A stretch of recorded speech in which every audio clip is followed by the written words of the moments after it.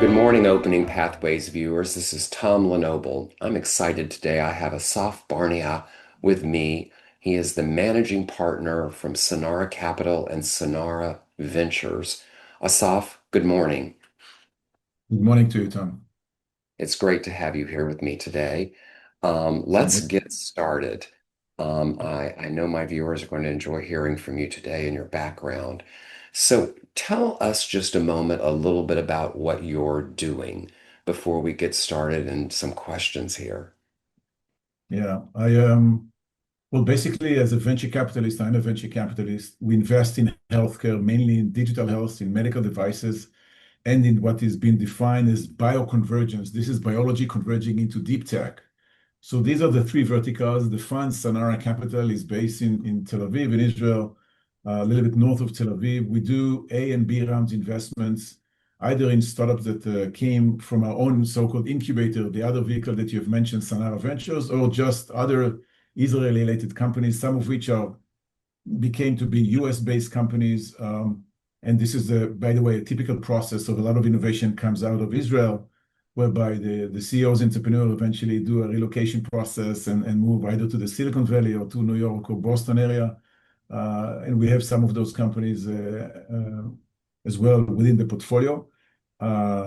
It is fascinating to do healthcare innovation these days. The last 10 years, we've been talking about, digital health, and now AI comes in and changing the landscape, even though there's been some bumpers and ups and downs with exit models and others. But all in all, healthcare innovation combines, biology and physics and deep tech and IT and electronics and what have you. So, to play a role in that healthcare innovation play and help companies to bridge the gap of bringing in out of Israel. Typically, we have some amazing technologies coming out, but eventually, in order to bring them to the marketplace, there has to be a product market fit.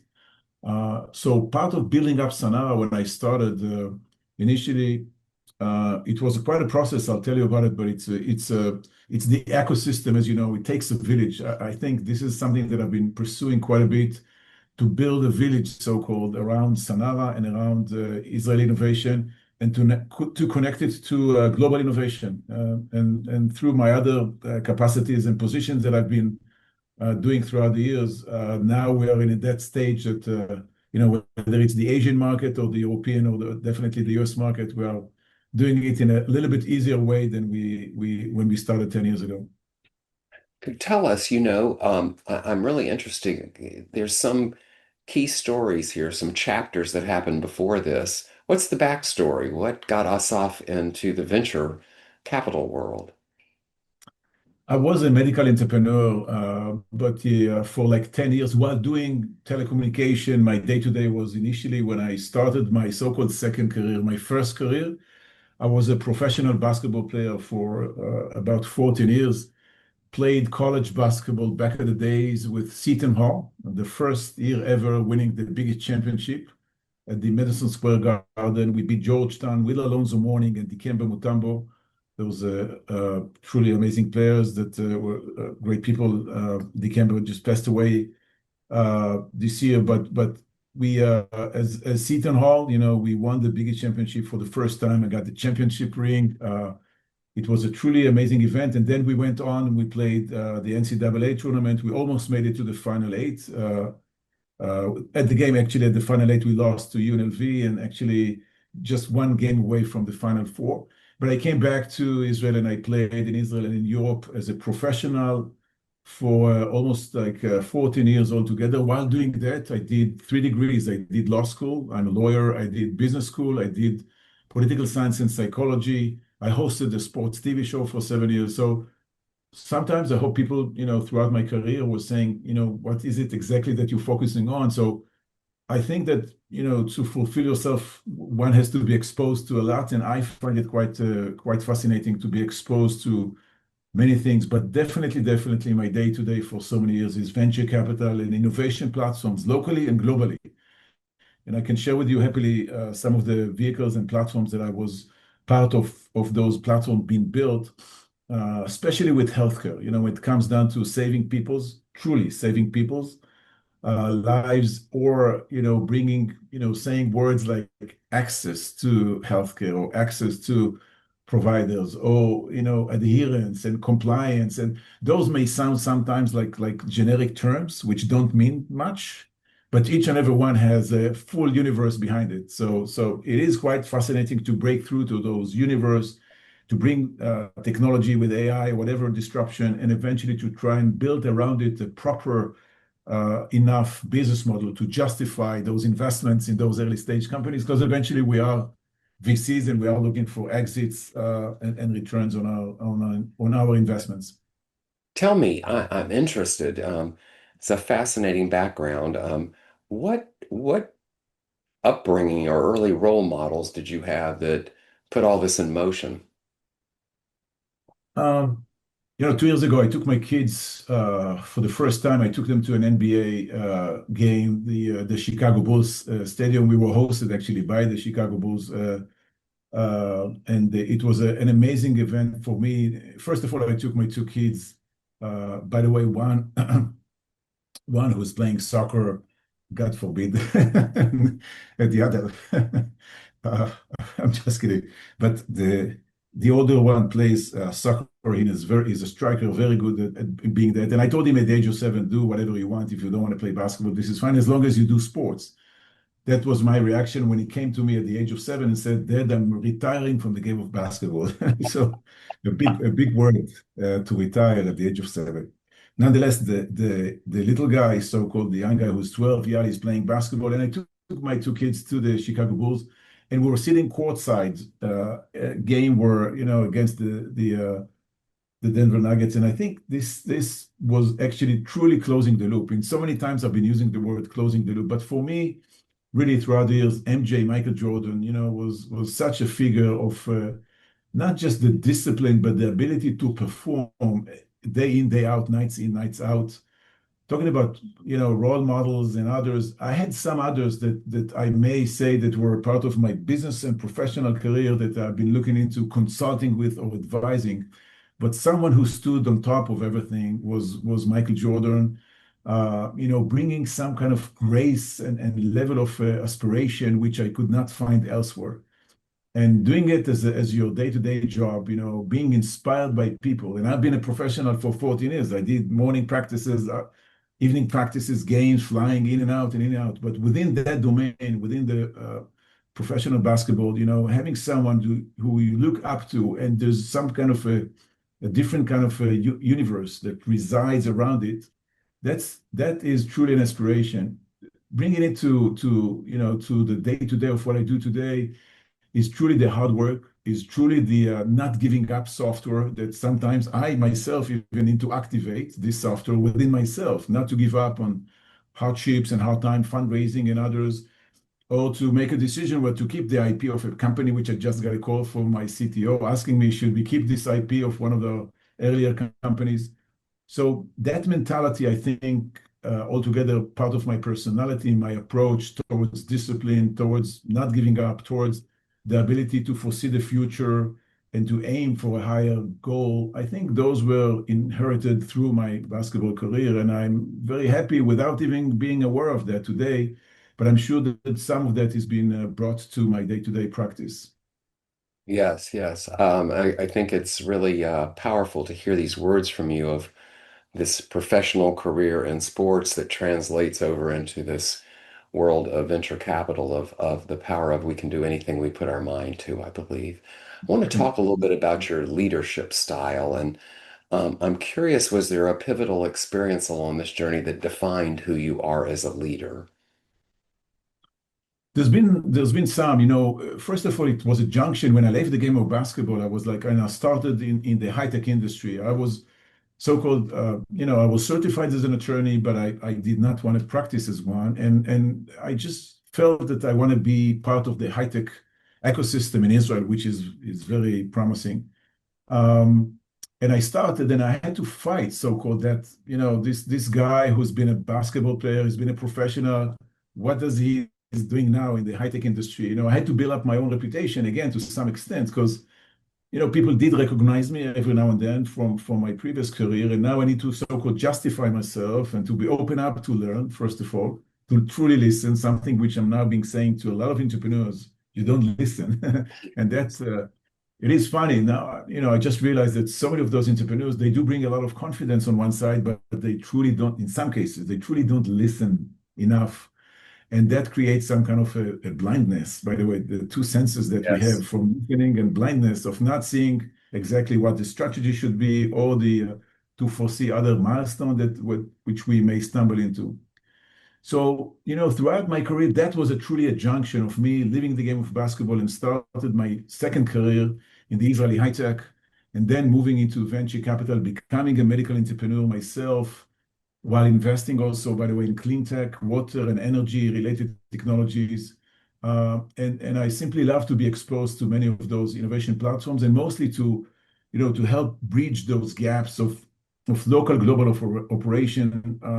I've been part of the World Bank, the venture capital team of the World Bank as an advisor, but actually one of the team members over there for a few years, looking for equity investments in Israel in technologies which are relevant for growth market. But I was very proud, for instance, to give you an example, to build what is called the Tech Emerge, Tech for Emerging Countries. This is a medical innovation platform that we built on behalf of the World Bank on the IFC venture capital team, whereby we started in India with hospitals supported by the World Bank, and we brought medical innovation to them. Could be cervical cancer, could be remote diagnostic of various diseases, malaria detection, whatever those Indian hospital initially, and all of which, Apollo, Fortis Max, and all of which were supported by the World Bank.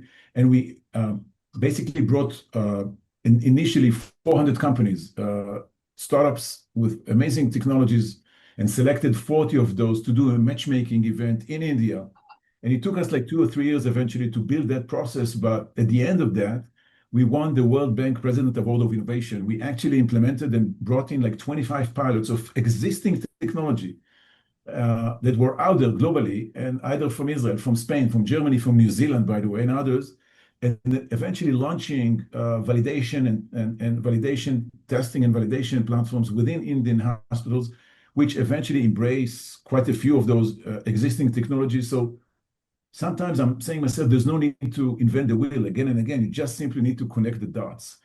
And going back to your questions, many of the things that I was in charge of, or being as an entrepreneur, building that Tech Emerge platform, or building Sonara, which I'm running today, or building other innovation platforms, I think each and every one of them is a milestone in my eyes, is some, and to some extent, going back to that stage where I had to prove myself. So the more I have those dots and junctions of fulfilling from A to Z, building up Sanara, building up the Tech Emerge in the World Bank, and few other accomplishments that I had and was recognized sometimes even globally, that actually helped me to move from that so-called, I would say, inferiority complex of being a professional basketball player, now transitioning into a true professional, and was recognized as a true professional.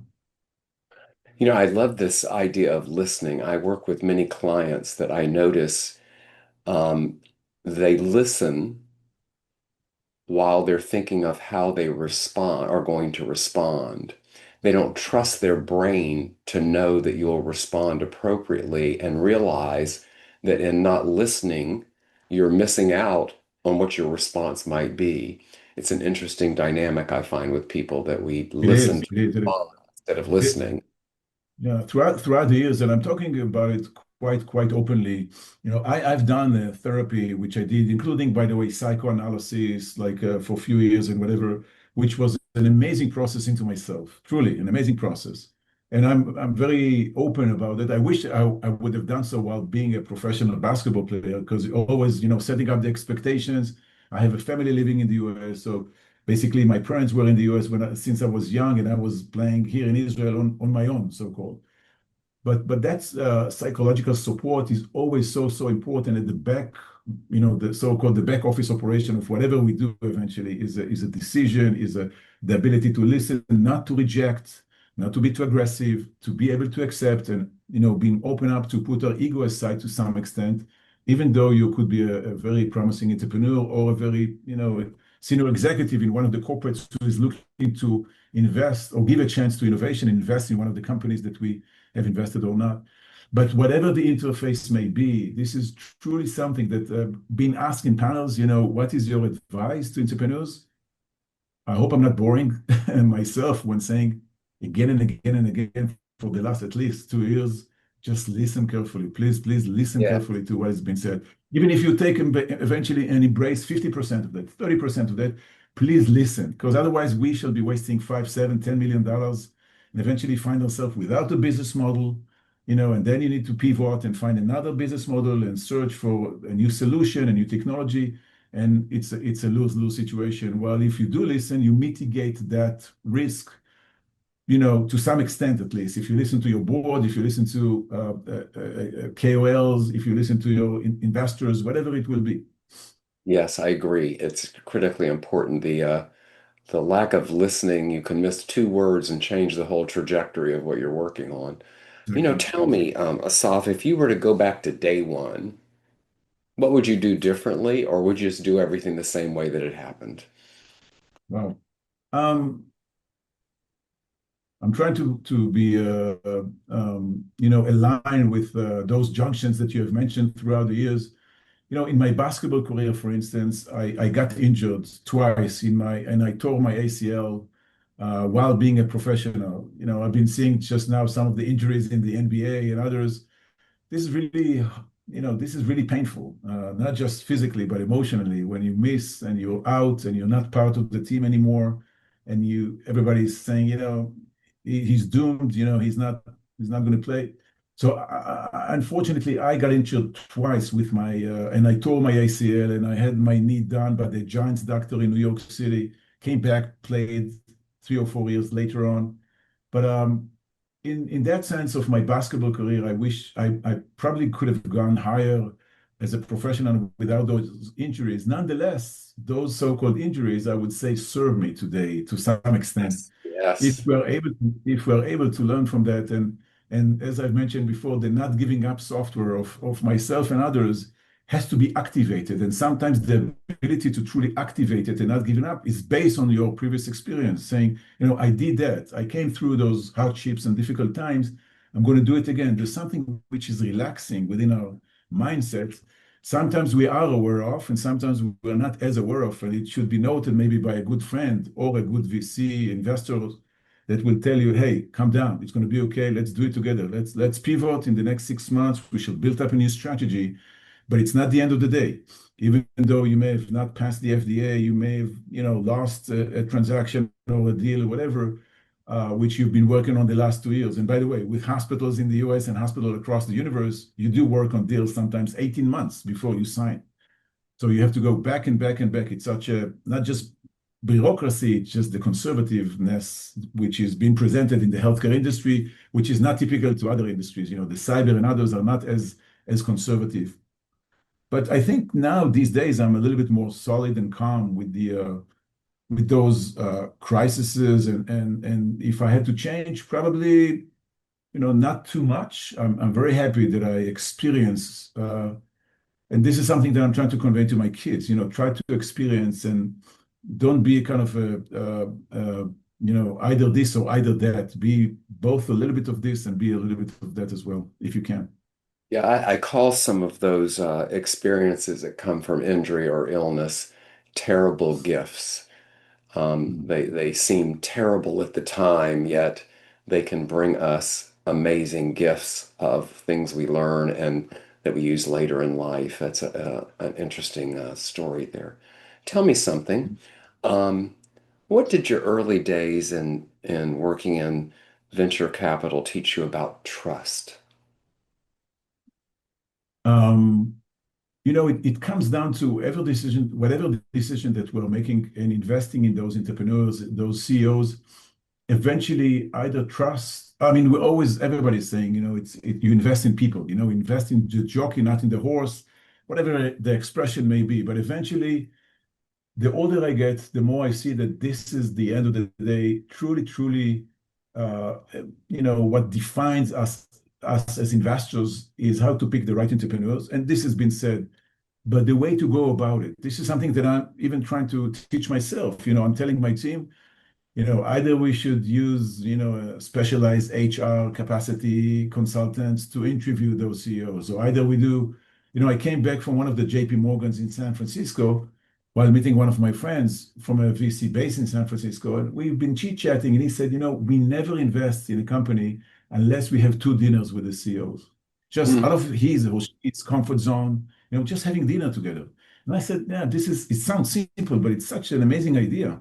You learn so Take much. those people out of their comfort zone and really, test them. And by the way, this is a dual due diligence. They should do a due diligence on us as investors, because this is becoming a partnership for the next 3, 4, 5 years. Who knows? So I think to the extent that we're able to truly dive into those and broaden our expertise as to trust, as to people, as to understand who may deliver in the future, even if it's through the ups and downs, this eventually, the end of the day, it is trust, whether they trust what we say, whether they trust our interests, whether we trust them and put more capital into those companies and believe that eventually they're going to make it. It is such an important anchor in the VC community that we only need to dive again and again into those scenarios and find better ways to improve our decision when it comes down to trust, whether it's trustworthy, a person or a technology or an IP, or whether it's not. Thank you. Thank you. I'm interested to know what core leadership principles have helped you scale your team and the impact you make today. I think that the first of all is truly professionalism. I mean, with all the relationship that we need to maintain with our LPs in the fund, with the startups, eventually, what define those processes is, and I'm not talking about perfectionism. That there are only so much that one can embrace and really, but truly professionalism is the way that you surround yourself with good enough people with a true understanding that they bring another perspective on the technology, on the medical applications, on the business model. So I think to the extent that we're able to build uh, more in-depth processes on the regulation side, on the fundraising side, this is definitely professionalism in one way, which is an internal capacity and internal assets that we as a team, as an venture capital team, need to bring. The second would probably be the relationship that, when comes down to the ability to network globally and really identify opportunities of such and such investors that specializes, for instance, in cardiology or neurology. Like one or two of my companies now, I came back from a Mayo Clinic Innovation Day, first time in Mayo Clinic, first time was invited, and I flew all the way like a month and a half ago to visit that. Was very impressed and was very happy to do that trip to Mayo Clinic. But coming back, with some of the people that I've met, in order to basically to be able to build that village that I've mentioned before, it takes a village. So I've been seeing some of the folks over there at Mayo Clinic, some of which related to AI and building up AI platforms, and with such a unique standout hospital.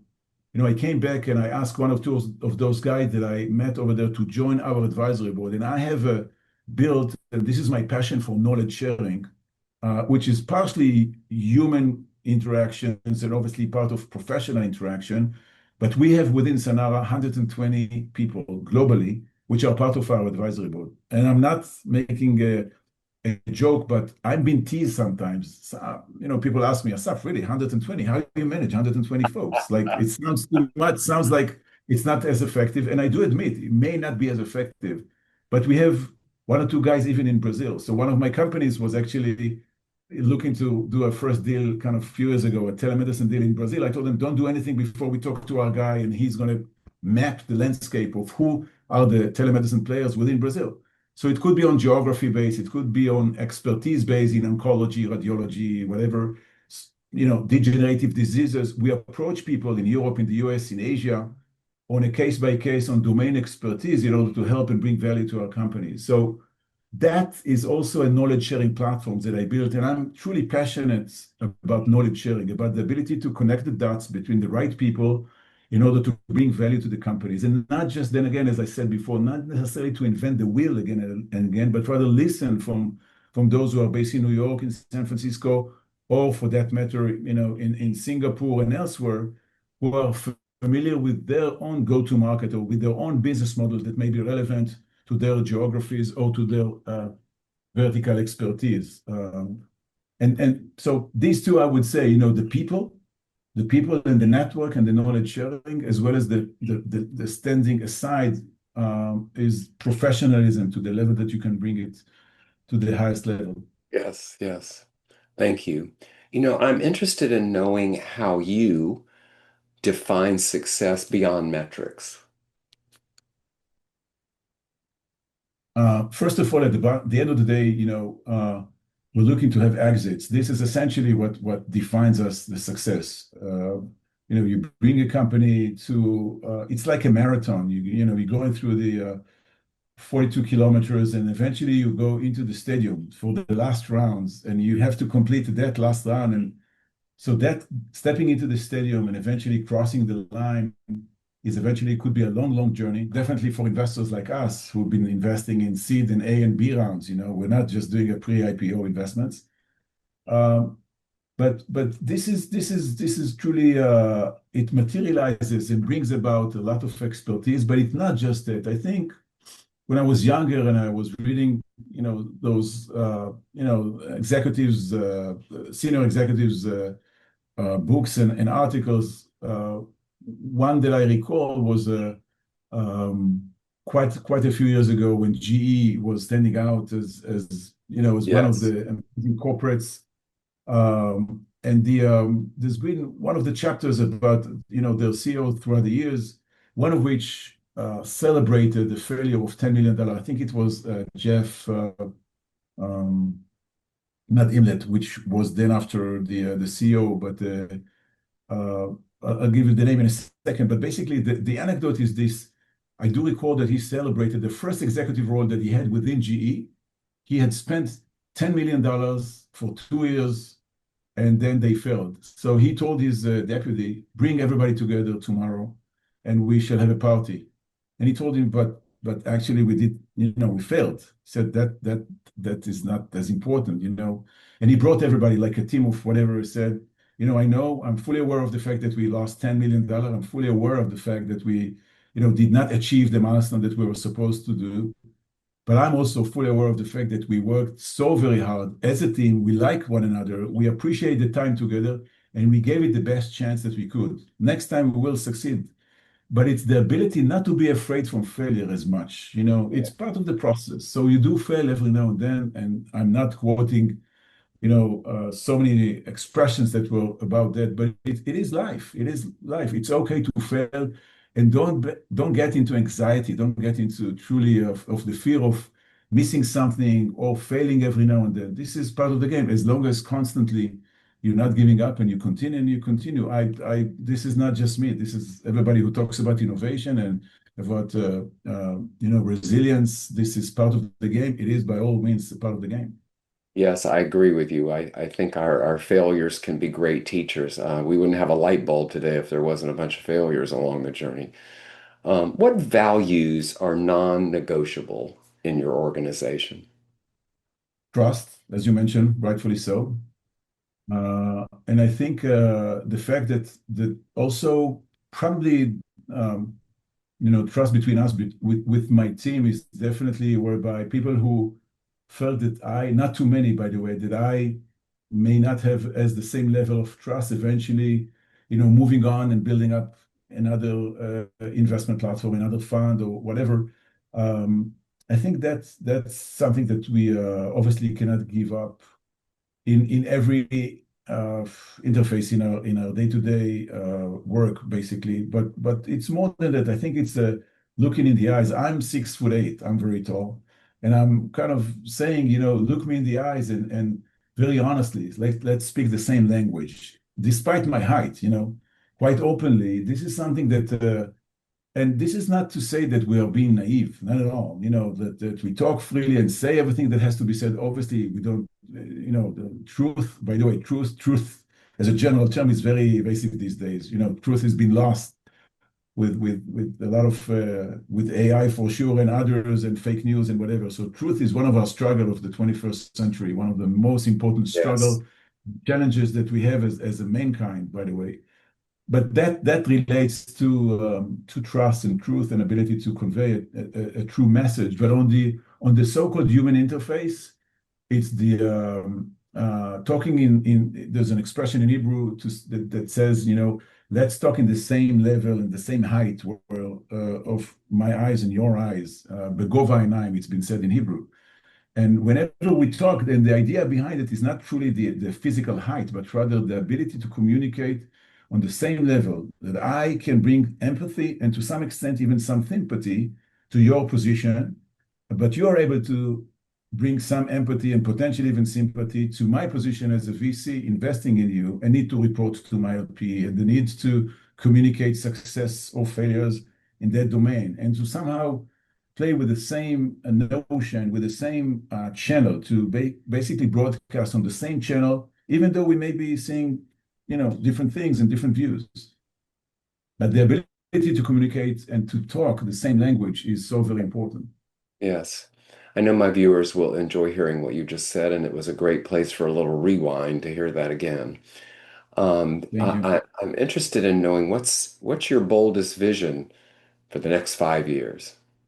What's coming? First of all, in healthcare, I was throughout the years, definitely the last decade, I was so very much passionate about the digital health and the ability basically to so-called democratize and bring about access to medical innovation and access to essentially to care for so many people globally, by the way, globally. And part of the things that I did with the World Bank are exactly that. Um, but despite the ups and downs and the exits and the need to reconfigure business model in the digital health, I think that eventually the ability of digital and AI to come in and help shape and reshape some of the workflows that we got used to, some of the affordability issues, patients who cannot afford to pay for drugs, the ability to diagnose properly on time and to be proactively speaking with patients in a more make sense way than rather like 6 or 7 minutes when someone gets into his physician and or general practitioner and basically have no time to ask questions and whatever. Those essentially are big misses that we got used to them, those abnormalities, that we got used to them because this is how it is. This is how healthcare providers are providing healthcare services to the patient. I think there's a true promise in that, as well as in the biology aspect of the bioconvergence. I mean, biology converging into deep tech and AI and computational biology. I've been seeing some amazing technologies. We're now working on one investment with some US VCs, by the way, of investing in a very spectacular company that is doing a unique platform in vaccinations. So I've been seeing that, and this is hopefully will be also in the next 5 years, breakthroughs where we will be able to treat, cancer and other degenerative diseases, Alzheimer, Parkinson, and so many other diseases in a much more effective way. And I truly put my faith and trust eventually on us, entrepreneurs and investors and the ecosystem to insist on bringing digital innovation and AI into, despite the ups and downs, eventually we shall find the right business model, but that could change the landscape of healthcare truly. And this is, without that, what one can do. I mean, Yes. essentially, if you look into whatever we do, it starts and ends with our, wellness. Yes, it does. Without our health, we need our health, and the more innovation, I think, the better. And I want to know, please, Asaf, what are you most hopeful about in the world today? I've mentioned it before. I'm quite concerned about. I've mentioned and talked about my two boys. I'm not saying that I'm wasting a lot of time, but whenever I'm traveling, whatever, every now and then I'm thinking about, anecdotes that I had with my two boys of what I should be preparing them to. It's a new a new paradigm of bringing up your kids together. There has to be not just bringing them to maturity, but also some kind of level of resilience, truly. The ability to dive into what is right, what is wrong. This is something that we did in so many years, but now it's a new ball game. I've been mentioning the truth. Truth is no longer there. There are various shapes and forms, being presented by who knows. I mean, um, could be presidents, could be prime ministers, could be whoever, could be KOLs on the web, and one can never know whether this is real or whether this is not real. I think, aside from global warming, honestly, aside from global warming, and aside from technology, which is a major, major challenge, global warming is a major, major challenge that we don't invest enough in that, and it will hit us, unfortunately. Well, it will. In parallel to healthcare, which is a different parallel to healthcare, but healthcare is to some extent within our control, to some extent. Global warming may be going out of control. So this would be the first challenge as a mankind. Second would be technology, AI, making sure that we don't do something that will impact mankind. But thirdly, I would say definitely is the fight for acknowledging the truth and reshaping our own values into resilience and into ability to bring those people who believe in truth and believe that this is the proper way to communicate and do business, is how we are able to identify what is true and what is not true. And this is becoming such a major, major challenge Yes. going forward. Yes, resilience is a big part of my life and the work I do and in my personal life. I look at resilience as being sort of like our bicep that we want to build our bicep and tricep. Resilience is a muscle, and we can develop it and learn how to use it to our advantage and to help us get through many challenges in life. I have a question for you, a final question, Asaf. What advice would you wish every emerging leader or new founder could hear? Aside from listen, which I've mentioned quite a few times, is to be able to build a true and sustainable relationship with all due respect to technologies and with all due respect to the level of disruptiveness and to new business model, whatever. At the end of the day, we're talking about people who are able to bring from A to Z a lot of companies and making through uh, the process of medical innovation specifically, but you have to build proper relationship with your investors, with your board, with your customers, and proper relationship is not to overpromise and basically not being able Yes. to deliver. Well, it happens, it happens, but truly understand the level of relationship that you want to build. I think this is essential at the end of the day as a base for whatever you do.